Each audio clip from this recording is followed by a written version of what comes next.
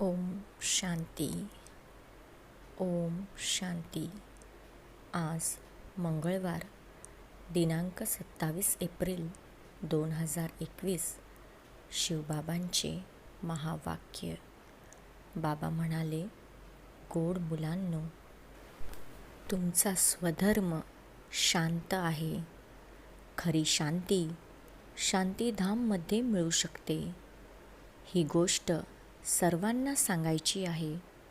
स्वधर्मामध्ये राहायचे आहे. प्रश्न आहे, कोणते एक ज्ञान बाबांजवळ आहे जे आता तुम्ही शिकत आहात? कोणते एक ज्ञान बाबांजवळ आहे जे आता तुम्ही शिकत आहात? उत्तर आहे, पाप आणि पुण्याचे ज्ञान. भारतवासी जेव्हा बाबांना अपशब्द बोलू लागतात तेव्हा पापात्मा बनतात, आणि जेव्हा बाबांना आणि या नाटकाला जाणतात तेव्हा पुण्यात्मा बनतात. हे शिक्षण तुम्ही आताच घेत आहात. तुम्ही जाणता, सर्वांना सद्गती देणारे एक बाबाच आहेत. मनुष्य मनुष्याला सद्गती अर्थात मुक्ती, जीवनमुक्ती देऊ शकत नाही. ओम शांती. बाबा सन्मुख मुलांना समजावतात की ही आहे पापात्मांची दुनिया, किंवा भारतालाच म्हणू की भारत पुण्य आत्मांची दुनिया होती, जिथे देवी देवतांचे राज्य होते. हा भारत सुखधाम होता. दुसरा कोणताही खंड नव्हता. एकच भारत होता. चैन किंवा सुख त्या सतयुगात होते, ज्याला स्वर्ग म्हणतात. हा आहे नर्क. भारतच स्वर्ग होता. आता नर्क बनला आहे. नरकात सुख शांती कुठून येणार? कलियुगाला नर्क म्हणतात. कलियुग अंताला अजूनच रौरव नर्क म्हटले जाते, दुःखधाम म्हटले जाते. भारतच सुखधाम होता, जेव्हा या लक्ष्मीनारायणाचे राज्य होते. भारतीयांचा गृहस्थ धर्म पवित्र होता. पवित्रता पण होती, सुखशांती पण होती, संपत्ती पण खूप होती. आता तो भारत पतित बनला आहे. सर्व विकारी बनले आहेत. हे आहे दुःखधाम. भारत सुखधाम होता. बाबा म्हणाले, आणि जिथे आपण आत्मे निवास करतो ते शांतीधाम आहे. शांती तिथे शांतीधाममध्येच मिळू शकते. आत्मा शांत तिथेच राहू शकते. ज्याला गोडघर निराकारी दुनिया म्हटले जाते, ते आहे आत्म्यांचे घर. तिथे जेव्हा राहते तेव्हा आत्मा शांतीमध्ये आहे. बाकी शांती कुठे जंगलात जाऊन वगैरे मिळत नाही. शांतीधाम तर हे आहे. सतयुगात सुख पण आहे, शांती पण आहे. इथे दुःखधामात शांती होऊ शकत नाही. शांतीधाममध्ये मिळू शकते. सुखधाममध्ये पण कर्म होते. शरीराने अभिनय बजवायचा असतो. या दुःखधाममध्ये एकही मनुष्य नाही ज्याला सुखशांती आहे. हे आहे भ्रष्टाचारी पतितधाम. तेव्हा तर पतित पावनला बोलवतात, परंतु त्या बाबांना कोणी जाणत नाही. म्हणून तर विनाधनीचे बनले आहेत. अनाथ असल्याने आपसात युद्ध भांडणं करतात. किती दुःख, अशांती, मारामारी आहे. हे आहेच रावण राज्य. राम राज्य मागतात. रावण राज्यात न सुख आहे न शांती आहे. राम राज्यात सुख शांती दोन्ही होते. आपसात कधी युद्ध भांडण करत नव्हते. तिथे 5 विकार नसतात. इथे 5 विकार आहेत. पहिला देह अभिमान मुख्य आहे. परत काम, क्रोध. भारत जेव्हा स्वर्ग होता तेव्हा हे विकार नव्हते. तिथे देही अभिमानी होते. बाबा म्हणाले, आता सर्व मनुष्य देह अभिमानी आहेत. देवता होते देही अभिमानी. देह अभिमानी मनुष्य कोणाला सुख देऊ शकत नाही. एक दोघांना दुःखच देतात. असे नका समजू. कोणी लखपती, करोडपती, पदमपती आहे तर सुखी आहेत. नाही, हा तर सर्व मायेचा दिखावा आहे. मायेचे राज्य आहे. आता त्यांच्या विनाशाकरिता हे महाभारत युद्ध समोर उभे आहे. यानंतर स्वर्गाचे दरवाजे उघडणार आहेत. अर्ध्या कल्पानंतर परत नरकाचे दरवाजे उघडतील. या गोष्टी कोणत्याही ग्रंथामध्ये नाहीत. भारतवासी म्हणतात, जेव्हा भक्ती करू तेव्हा भगवान भेटतील.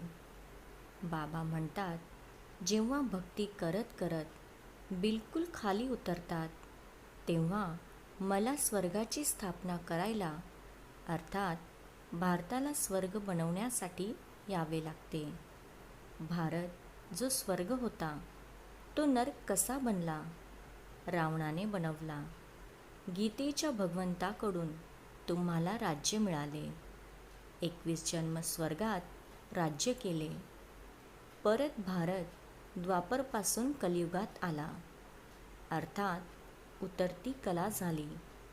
यामुळे सर्व बोलावत राहतात, हे पतित पावन. या पतित मनुष्याला सुख शांती पतित दुनियेत मिळू शकत नाही. किती दुःख सहन करतात. आज पैसे चोरी झाले, आज नुकसान झाले, आज रोगी झाले. दुःखच दुःख आहे ना. आता तुम्ही सुखशांतीचा वारसा मिळवण्याचा पुरुषार्थ करत आहात. बाबांकडून स्वर्गाचा वारसा घेण्याचा पुरुषार्थ करत आहात. सदा सुखी बनवणारा एकच बाबा आहे. सदा दुखी बनवणारा रावण आहे. या गोष्टी भारतवासी जाणत नाहीत. सतयुगात दुःखाच्या गोष्टी नसतात. कधी रडावे लागत नाही. नेहमी सुखच सुख आहे. तिथे देह अभिमान अथवा काम, क्रोध इत्यादी नसतात. जोपर्यंत 5 विकारांचे दान देत नाही तोपर्यंत दुःखाचे ग्रहण सुटू शकत नाही. असे म्हणतात ना की द्या दान तर सुटेल ग्रहण. यावेळी संपूर्ण भारताला 5 विकारांचे ग्रहण लागले आहे. जोपर्यंत हे 5 विकारांचे दान देत नाहीत तोपर्यंत 16 कला संपूर्ण देवता बनू शकत नाही. बाबा सर्वांचा सद्गती दाता आहे. असे म्हणतात, गुरुशिवाय गती नाही. परंतु गतीचा अर्थ पण समजत नाही. मनुष्याची गती सद्गती म्हणजे मुक्ती, जीवनमुक्ती. ते तर बाबाच देऊ शकतात. यावेळी सर्वांची सद्गती होणार आहे.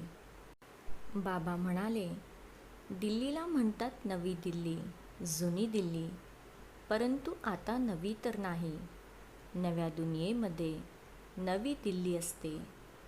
जुन्या दुनियेमध्ये जुनी दिल्ली असते. बरोबर यमुनेचा किनारा होता. दिल्ली परिस्थान होती. सतयुग होते ना. देवी देवता राज्य करत होते. आता तर जुन्या दुनियेत जुनी दिल्ली आहे.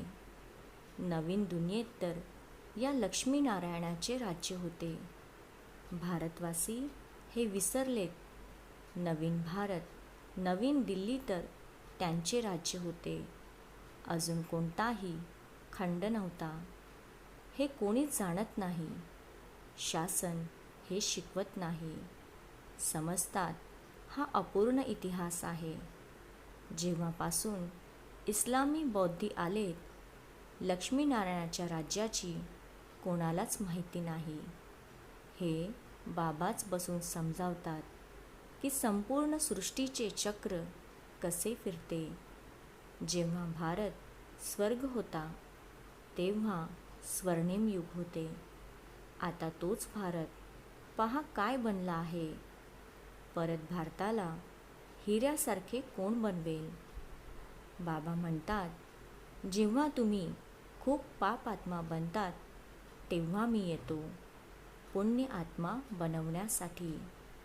हे नाटक बनले आहे ज्याला कोणीच जाणत नाही. हे ज्ञान बाबांशिवाय कोणी देऊ शकत नाही. ज्ञानी बाबाच आहेत. ते येऊन शिकवतात. मनुष्य मनुष्याला कधी सद्गती देऊ शकत नाही. जेव्हा देवी देवता होते ते एक दोघांना सुख द्यायचे. कोणीही आजारी रोगी नव्हते. येथे तर सर्व रोगी आहेत. आता बाबा आले आहेत परत स्वर्ग बनवण्यासाठी. बाबा स्वर्ग बनवतात, रावण नरक बनवतो.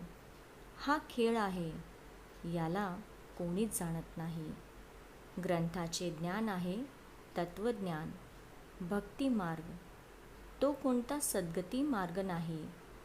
हे कोणते ग्रंथाचे तत्वज्ञान नाही. बाबा कोणत्याही ग्रंथांचे ज्ञान सांगत नाहीत. इथे आहे आध्यात्मिक ज्ञान, स्पिरिच्युअल नॉलेज. बाबांना आध्यात्मिक पिता म्हणतात. तो आहे आत्म्यांचा पिता. बाबा म्हणतात, मी मनुष्य सृष्टीचा बीज रूप आहे. यामुळे ज्ञानी आहे. या मनुष्य सृष्टीरूपी झाडाचे आयुष्य किती आहे, कशी वृद्धी होते, परत कसा भक्ती मार्ग सुरू होतो, हे मी जाणतो. तुम्हा मुलांना हे ज्ञान देऊन तुम्हाला स्वर्गाचा मालक बनवतो. मग तुम्ही मालक बनतात. हे ज्ञान तुम्हाला एकदाच मिळते, परत हरवून जाते. परत सतयुग त्रेतामध्ये या ज्ञानाची गरज लागत नाही. हे ज्ञान फक्त तुम्हा ब्राह्मणांना आहे. देवतांमध्ये हे ज्ञान नसते. तर हे परंपरेने ज्ञान येऊ शकत नाही. हे फक्त तुम्हा मुलांना एकदाच मिळते, ज्याद्वारे तुम्ही जीवनमुक्त बनतात. बाबांकडून वरसा घेतात. तुमच्याकडे खूप येतात. म्हणतात, मनाला शांती कशी मिळेल. परंतु हे म्हणणे चूक आहे. मनबुद्धी आत्म्यांचे इंद्रिय आहेत, जसे शरीराची इंद्रिय आहेत. आत्म्याला दगडबुद्धीपासून परिसबुद्धी बाबाच बनवतात, जी सतयुग त्रेतापर्यंत चालते. नंतर दगडबुद्धी बनतात. आता परत तुम्ही दगडबुद्धीपासून पारसबुद्धी बनतात. तुमची पारसबुद्धी जी होती त्यात खाद म्हणजे कट पडलेली आहे. आता परत पारसबुद्धी कसे होणार. बाबा म्हणतात, हे आत्म्यांनो, माझी आठवण करा. आठवणीच्या यात्रेनेच तुम्ही पवित्र बनाल आणि माझ्या जवळ याल. बाकी जे म्हणतात मनाची शांती कशी मिळेल, त्यांना सांगा की इथे शांती कशी असणार. हे आहेच दुःखधाम, कारण विकारांची प्रवेशता आहे. हा तर बेहदच्या बाबांकडून वारसा मिळू शकतो. परत रावणाची साथ मिळाल्याने पतित बनतात. परत बाबांकडून पावन बनायला सेकंद लागतो. आता तुम्ही आले आहात बाबांकडून जीवनमुक्तीचा वारसा घेण्यासाठी. बाबा जीवनमुक्तीचा वारसा देतात आणि रावण जीवनबंधनाचा श्राप देतो. यामुळे दुःखच दुःख आहे. नाटकाला पण जाणायचे आहे. दुःखधाममध्ये कोणाला सुखशांती मिळू शकत नाही. शांती तर आपल्या आत्म्याचा स्वधर्म आहे. शांतीधाम आत्म्यांचे घर आहे. आत्मा म्हणते, आमचा स्वधर्म शांती आहे. हा बाजा शरीर वाजत नाही, परंतु कुठपर्यंत बसून राहणार? कर्म तर करायचेच आहे ना. जोपर्यंत मनुष्य नाटकाला समजत नाही तोपर्यंत दुःखी राहतात. बाबा म्हणतात, मी आहेच गरीब निवास, इथे गरीबच येतील. सावकारांकरिता तर इथे स्वर्ग आहे. त्यांच्या नशिबात स्वर्गाचे सुख नाही. बाबा म्हणतात, मी गरीब निवाज आहे. सावकारांना गरीब, गरिबांना सावकार बनवतो. सावकार इतके उच्च पद मिळवू शकत नाहीत, कारण त्यांना सावकारीचा नशा आहे. ते प्रजेत येतील, स्वर्गात जरूर येतील, परंतु उच्च पद गरीब मिळवतील. गरीब सावकार बनतील. त्यांना देह अभिमान आहे, आम्ही धनवान आहोत. परंतु बाबा म्हणतात, हे सर्व धनवैभव मातीत मिसळणार आहे, विनाश होणार आहे. देही अभिमानी बनण्यात खूप मेहनत आहे. यावेळी सर्व देह अभिमानी आहेत. आता तुम्हाला देही अभिमानी बनायचे आहे. आत्मा म्हणते, आम्ही 84 जन्म पूर्ण केले. नाटक पूर्ण होत आहे. आता परत घरी जायचे आहे. आता कलियुगाचा अंत सतयुग आदीचा संगम आहे. बाबा म्हणतात, प्रत्येक 5000 वर्षांनी मी येतो, भारताला परत हिऱ्यासारखे बनवण्यासाठी. हा इतिहास भूगोल बाबाच सांगू शकतात. अच्छा, गोड गोड फार वर्षानंतर भेटलेल्या मुलांप्रती मातपिता बापदादांची प्रेमपूर्वक आठवण आणि सुप्रभात. आत्मिक पित्याचा आत्मिक मुलांना नमस्ते. आम्हा मुलांचा पण मातपिता बापदादांना प्रेमपूर्वक आठवण आणि नमस्ते. धारणेसाठी मुख्य सारांश आहे. फर्स्ट पॉईंट, बाबांकडून जीवनमुक्तीचा वारसा घेण्यासाठी पावन जरूर बनायचे आहे. नाटकाचे ज्ञान बुद्धीत ठेवून दुःखधाममध्ये राहत असतानाही दुःखापासून मुक्त व्हायचे आहे. सेकंड पॉईंट, धनवैभव किंवा सावकारीचा नशा सोडून देही अभिमानी राहण्याचा पुरुषार्थ करायचा आहे. बाबांनी वरदान दिला, महान आणि मेहमान या 2 स्मृतीद्वारे सर्व आकर्षणांपासून मुक्त बनणारे उपराम व साक्षी भव. उपराम व साक्षीपणाची अवस्था बनवण्यासाठी 2 गोष्टी लक्षात ठेवा. एक तर मी आत्मा महान आत्मा आहे. दुसरे, मी आत्मा आता या जुन्या सृष्टीमध्ये व या जुन्या शरीरात मेहमान म्हणजेच पाहुणा आहे. या स्मृतीमध्ये येण्याने स्वतः आणि सहजच सर्व कमजोरी व आसक्तीचे आकर्षण समाप्त होईल. महान समजण्याने जे साधारण कर्म व संकल्प संस्काराच्या वश चालत आहेत ते बदलतील. महान आणि मेहमान समजून चालण्याने महिमा योग्यही बनाल. स्लोगन आहे, सर्वांच्या शुभभावना आणि सहयोगाच्या थेंबांनी मोठे कार्यही सहज होऊन जाते. सर्वांच्या शुभभावना आणि संयोगाच्या थेंबांनी मोठे कार्यही सहज होऊन जाते. अच्छा, ओम शांती.